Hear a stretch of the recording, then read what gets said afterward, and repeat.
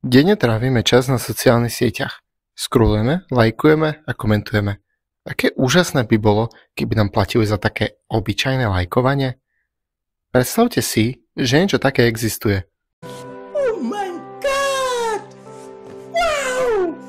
Nie je to však podvod, že? Že? Odborníci zo spoločnosti Haxoris si takúto formu zárobku vyskúšali.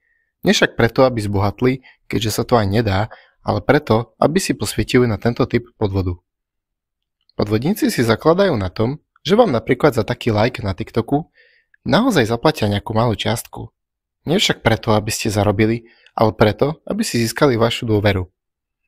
Obete pridávajú do skupiny na WhatsAppe s veľkým množstvom používateľov, aby tak vytvorili dojem, že zarába už veľa ľudí.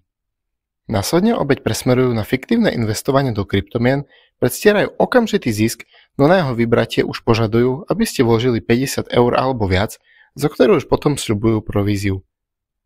Žiadna provízia však samozrejme nebude a svoje peniaze už nikdy neuvidíte. Na čo dávať pozor? Nežiadaný kontakt. Nikdy nereagujte na nečakané ponuky práce cez WhatsApp alebo Telegram. Žiaden legitímny zamestnávateľ neponúka prácu bez pohovoru a cez AI asistenta. Musíte platiť, aby ste dostali zaplatené. Toto je zlaté pravidlo. Ak od vás žiadajú akýkoľvek poplatok, je to podvod. Príliš dobrá ponuka. Sľuby vysokých zárobkov za lajkovanie videí alebo jednoduché klikanie sú nereálne. Ak to znie príliš dobre, skoro vždy je to podvod. Tlak na rýchle rozhodnutia. Podvodníci vytvárajú naliehavosť, aby ste nemali čas na premyslenie. Legitímne firmy vám dajú čas na preverenie ponuky a reagovanie na ňu. A ak ste sa už náhodou stali obeťou, prerušte s podvodníkmi kontakt a okamžite volajte do banky, kde zablokujete všetky svoje karty, ktoré ste podvodníkom odozdali.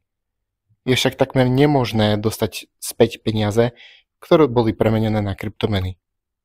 Povedzte o tom aj svojim blízkym, aby sa nenachytali tiež. Osveta je pri týchto podvodoch kľúčová.